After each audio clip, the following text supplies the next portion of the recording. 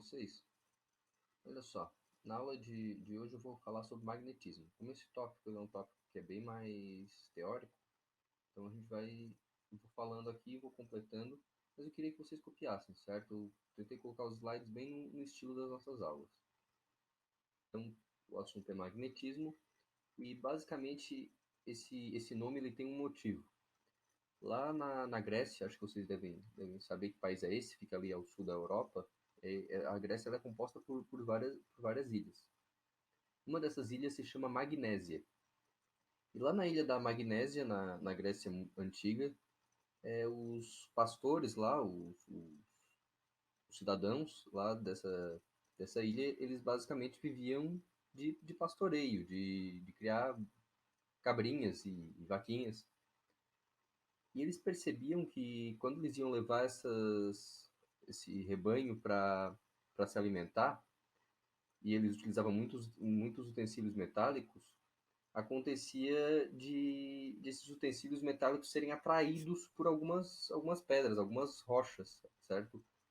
Isso porque lá nessa ilha da Magnésia existia muita magnetita. E conforme a gente vai ver, a magnetita é um ímã natural, é um material que naturalmente é capaz de atrair outros metais. Esses fenômenos, como eles foram estudados pela primeira vez na ilha da Magnésia, ficaram conhecidos como fenômenos magnéticos. Os fenômenos magnéticos, eles têm uma relação intrínseca com a matéria, mais especificamente com o spin. Talvez em algum momento vocês tenham estudado o spin de um elétron, lá em química. Se não estudaram, basicamente, o spin de um elétron é a rotação do elétron em torno do próprio eixo, certo? Em um pedaço de metal qualquer, esse spin, essas rotações dos elétrons, as quais a gente dá o nome de domínios magnéticos, elas são completamente aleatórias. Então, tu vai ter elétron que está girando para um lado, elétron que está girando para o outro lado. Isso é totalmente desordenado. Então, tem elétron girando para tudo quanto é lado, certo? Os domínios magnéticos não estão ordenados. Quando os domínios magnéticos não estão ordenados, a gente tem um pedaço de metal, por exemplo, um pedaço de ferro qualquer. Agora, se por algum motivo, e a gente vai ver depois como isso acontece, esses domínios magnéticos eles são alinhados, eles ficam todos com uma direção e sentido preferenciais, certo? Eles apontam todos para um lado, esse pedaço de ferro, esse pedaço de metal, ele passa a ser um ímã, beleza? Então, o ímã natural, a magnetita, que é um óxido de ferro, isso é um dos materiais que a gente encontra na natureza já com esses domínios magnéticos alinhados. Usualmente, os outros metais, os outros minérios, a gente encontra com os domínios magnéticos desalinhados, certo? Então, o que diferencia um pedaço de metal qualquer de um ímã? Um pedaço de metal qualquer, os domínios magnéticos, a rotação dos elétrons em torno do próprio eixo é desgovernada. E num ímã, essa rotação ela tem um sentido preferencial, os domínios magnéticos estão alinhados, certo? Justamente o que a gente começa a falar agora é das propriedades dos ímãs. Primeira coisa, a gente dá um nome para esses sentidos de alinhamento dos domínios magnéticos. Do lado o qual os domínios estão apontando, a gente chama de norte magnético. O lado oposto a gente chama de sul magnético. Então percebam aqui no slide, ó, vou desenhar aqui, ó. Aqui seria o norte magnético e aqui o sul magnético, ok? A gente dá esses nomes. A primeira coisa é a atração e repulsão entre ímãs, e a gente sabe que os opostos se atraem, isso já vem lá da elétrica. Ou seja, norte e sul se atraem. Entre norte e sul existe uma força de atração. Agora, sul e sul ou norte e norte se repelem. Os opostos se atraem, os iguais se repelem. O que valia lá para a elétrica também vale aqui para o magnetismo. Algumas coisas importantes. Primeiro, um ímã ele sempre induz um polo oposto em um metal. Por isso que ele atrai o metal, certo? Sempre não. A maioria das vezes a gente vai ver isso já. Então, em geral, um ímã induz um polo oposto em um metal, atraindo esse metal, porque os opostos se atraem. Outra coisa, bastante cuidado quando a gente fala de polo norte e polo sul, com polo positivo e polo negativo lá na elétrica. Qual é a relação? Nenhuma, certo? As questões gostam de colocar tipo, o polo norte magnético é o polo onde estão as cargas positivas. E o polo sul, as cargas negativas, não tem nada a ver. Os opostos se atraem, essa propriedade é igual, mas não tem a ver de polo norte é positivo, sul é negativo, não tem relação nenhuma, beleza? Fenômeno elétrico é uma coisa, fenômeno magnético é outra coisa. Show de bola. Agora, outra propriedade dos ímãs, o princípio da indivisibilidade. Basicamente, não existem monopolos magnéticos. Como assim? Sempre que tu tiver um polo norte, obrigatoriamente tu tem um polo sul também.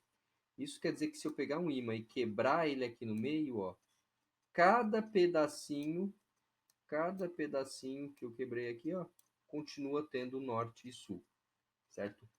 Se eu pegar esses ímãs aqui, ó, e quebrar no meio também, eita, cada pedacinho vai continuar tendo norte e sul, certo?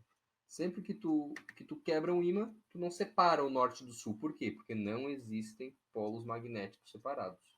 Ou não tem como tu ter só o norte ou só o sul. Lá na elétrica é possível, né? Eu posso ter uma carga que é positiva e não precisa ter uma carga negativa também. Aqui não. Se eu tenho polo norte, eu tenho que ter polo sul. Certo? Os dois estão sempre juntos. Quebrou um ímã no meio, cada pedaço continua tendo norte e sul. Percebam que isso está relacionado com a natureza do fenômeno magnético. Mesmo que eu tenha um único elétron sozinho, ele tem polo norte e polo sul, porque o polo magnético está relacionado com a rotação dele. Então, se tu quebrar, até tu ter um elétron, continua tendo polo norte e polo sul. Então, os polos magnéticos são inseparáveis, ok? Na sequência, as linhas de indução magnética. Em torno de um ímã, existe uma região, e essa região é chamada de campo magnético. Essa região ela é representada por linhas de indução magnética. Basicamente, em torno de um ímã tem uma região, e essa região é o campo magnético, e a gente representa com essas linhas aqui, ó. As linhas basicamente elas seguem duas regrinhas, dois princípios. Primeiro, elas sempre apontam do norte para o sul. Então percebam aqui, ó, olhem para o mouse, ela sai do norte, entra no sul. Sai do norte, entra no sul. Todas as linhas estão saindo do norte apontando para o sul, certo? Então o campo magnético de um ímã sai do norte e entra no sul, sempre. E o segundo é que as linhas são contínuas. Isso quer dizer o quê? Quando a linha sai do norte e entra no sul, por dentro da barra magnética ela aponta do sul para o norte. Então ela sai do norte, entra no sul e aqui dentro, ó, ela aponta do sul para o norte. Ela fecha um caminho, certo? As linhas são fechadas. Então as linhas de campo magnético, elas representam, as linhas de indução magnética, elas representam um campo magnético. Em um ímã, elas sempre saem do norte do ímã e entram no sul. Por dentro da barra vão do sul para o norte. Elas são sempre contínuas, sempre fechadas. Elas sempre fecham um caminho. Beleza? Agora, a orientação de uma bússola ou de um ímã, certo? Sempre um ímã, uma bússola, tem uma orientação conforme o campo em que ela está imerso. Essa orientação é sempre no sentido do campo. O norte de uma bússola, o norte de um ímã, sempre se orienta no sentido do campo magnético. Por exemplo, eu tenho aqui ó, um ímã gerando um campo magnético. Se eu botar várias bússolas em torno dele, ó, percebam que as bússolas estão apontando no sentido das linhas de campo. Isso sempre acontece. Bom, e como que a bússola aponta para o norte da Terra, que a gente vê lá em geografia? Porque a Terra tem um campo magnético. A bússola aponta conforme o campo magnético da Terra. Esse campo ele é dirigido do sul para o norte. Certo? A gente vai falar do campo magnético da Terra ainda hoje. Então, basicamente, sempre um ímã se orienta no sentido do campo magnético. Ó. O norte se orienta no sentido do campo magnético. Ok? Campo magnético da Terra. Aqui é uma parte que a galera costuma se confundir um pouco. Curto só. Lá em geografia, vocês sempre estudaram assim, né? Ó. Hemisfério norte, hemisfério sul. Lá onde fica o Canadá é o polo norte da Terra. Lá onde fica, sei lá, um país ao sul, a África do Sul, é o polo sul, certo? Polo norte e polo sul. Esse polo norte e polo sul, pessoal, é o polo norte e sul geográfico. Então, lá na geografia, para cima polo norte, para baixo polo sul. Só que a Terra, ela também tem um polo norte e polo sul magnético, que é o que faz a bússola funcionar.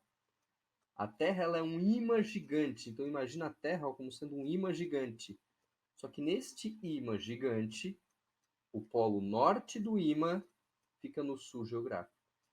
E o polo sul desse ímã fica no norte geográfico. Então, no norte geográfico fica o sul magnético, no sul geográfico fica o norte magnético, conforme essa outra figura também, ó. Percebam que as linhas estão saindo daqui, ó. Aqui é o norte. As linhas estão entrando aqui. Aqui é o sul. Mas é o norte e sul magnético. O geográfico é o contrário. Vamos fazer um pensamento bem importante aqui, ó. Se eu estou com uma bússola, o norte da bússola, galera, os opostos se atraem. O norte da bússola aponta para o sul magnético. Os opostos se atraem. O norte é atraído pelo sul magnético.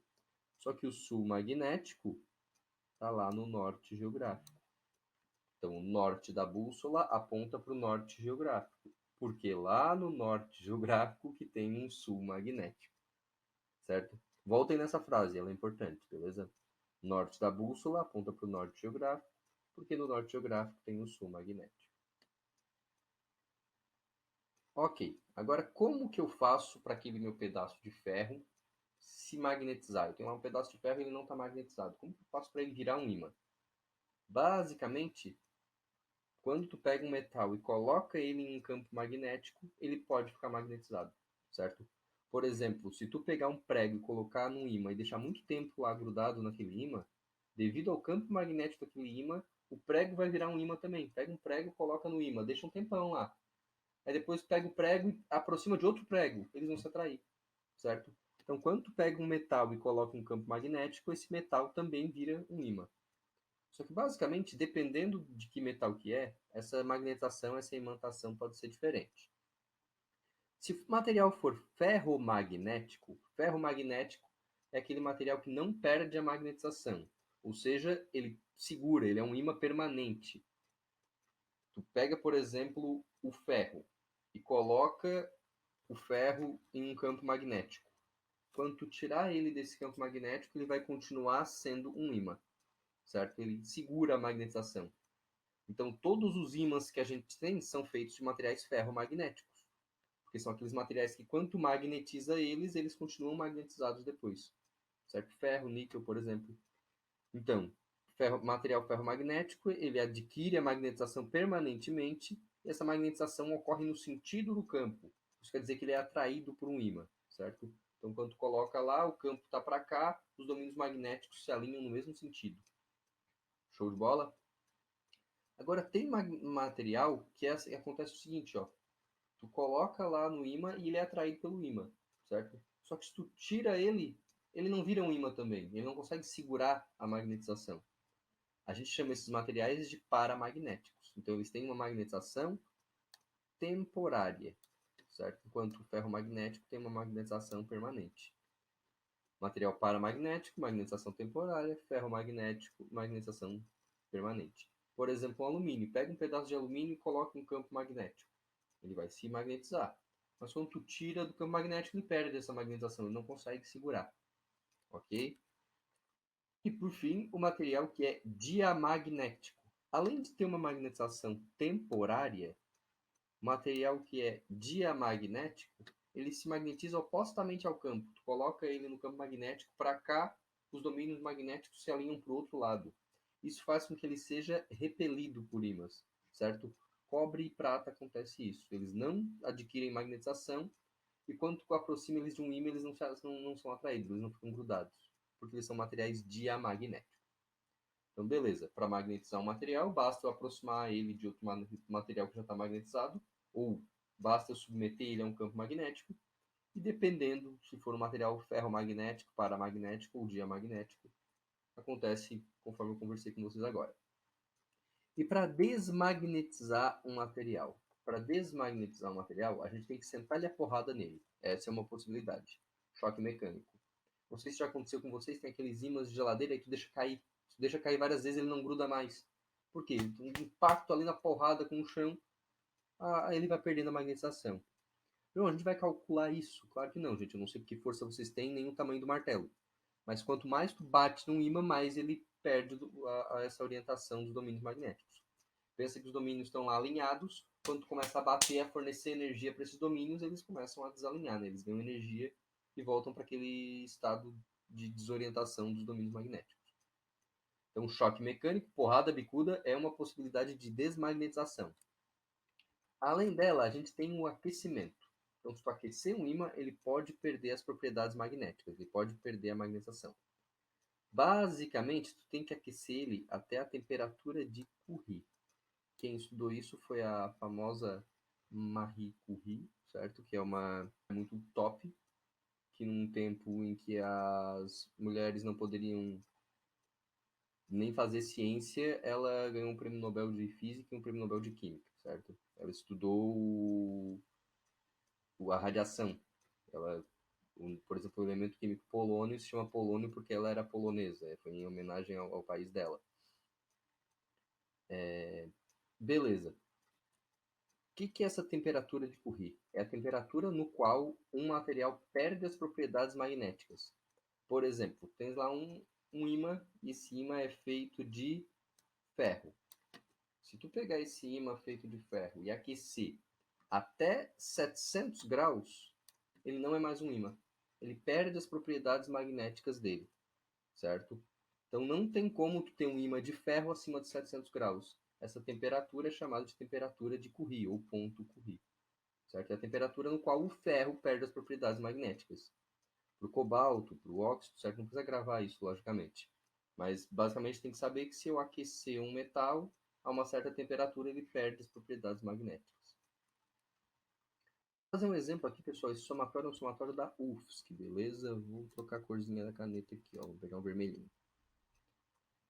A ideia de linhas de campo magnético foi introduzida pelo físico e químico inglês Michael Faraday para explicar os efeitos e a natureza do campo magnético. Na figura anterior, extraída do artigo Pesquisas Experimentais em Eletricidade, publicado em 1852, Faraday mostra a forma assumida pelas linhas de campo com uso de limalha de ferro, espalhada ao redor de uma barra magnética. Então, olha lá, tem um ímã, galera. Percebam que ele conseguiu mostrar que essas linhas elas se orientam em torno desse ímã, com esse formato, conforme a gente viu no desenho, e elas são contínuas aqui dentro, né? Elas saem do norte, entram no sul, por convenção, certo? Sai do norte, entram no sul, e dentro da barra apontam do sul para o norte. Sobre o campo magnético, é correto afirmar que o vetor campo magnético em cada ponto é perpendicular à linha de campo que passa por esse ponto. Isso aqui está errado, por causa dessa palavra. Ó. O vetor campo magnético, galera, ele é tangente às linhas. Isso quer dizer o quê? Ele vai seguindo as linhas. Tem uma linha aqui, ó, ele segue essa linha. Perpendicular seria se ele formasse 90 graus com a linha, não tem nada a ver. Certo? Então essa aqui é falso. Ele não é perpendicular, ele é tangente à linha de campo magnético. As linhas de campo magnético são contínuas, atravessando a barra magnética, bem o que a gente conversou, né? As linhas são contínuas, elas saem do norte, entram no sul e dão a volta aqui por dentro do ímã. As linhas de campo magnético nunca se cruzam. Isso vale para qualquer campo, tá? Linhas de campo, elas não podem cruzar. Então, sim, linhas de campo magnético, linhas de campo elétrico, elas não podem se cruzar. Ok. Por convenção, as linhas de campo saem do polo sul e entram no polo norte. Ó, que sacanagem que ele fez aqui, né? Ó, é o contrário, galera. Elas saem do norte e entram no sul, né? Ó. Então, vamos trocar aqui, ó. Tá o contrário. Então, essa aqui é falso. As regiões com menor densidade de linhas próximas indicam um campo mais intenso. Tem uma propriedade de campos, pode vai para o campo magnético, para o campo elétrico também, que é a seguinte: quanto mais linhas, mais intenso é o campo. Quando as linhas estão mais juntas, mais intenso. Isso quer dizer que quanto maior a densidade de linhas, mais intenso é o campo. Reparem, por exemplo, aqui, ó, as linhas elas estão mais juntinhas aqui próximas do polo. Olha só como as linhas estão bem juntinhas. Tem bastante linhas de campo ali. Isso quer dizer que ali o campo é mais intenso. Aqui, ó, elas estão mais separadinhas. Então aqui o campo é menos intenso. Então quanto mais linhas, mais campo magnético. Olha o que ele falou. A região com menor densidade de linhas indica um campo mais intenso. É com maior densidade, né? Quanto mais linhas tiver, mais campo. Ok? A 32. Quebrar um ímã em forma de barra é uma maneira simples de obter dois polos magnéticos isolados. Nada a ver, né? Bem o que a gente falou. Quanto quebra um ímã, cada pedaço continua tendo norte e sul. Show? Agora eu deixo aqui uma sugestão, galera. Na verdade, não é nenhuma sugestão, é uma obrigação de entrar nesse vídeo, tá? É um vídeo do Manual do Mundo em que o cara faz uma experiência com ímãs. É bem massa a experiência, mostra a existência das linhas de campo. Ele dá uma explicada boa no que eu falei aqui, certo? Então, assistam esse vídeo, beleza? O slide aqui e o vídeo e esse vídeo da minha explicação vão estar lá no Google Drive. Forte abraço, galera. Até mais.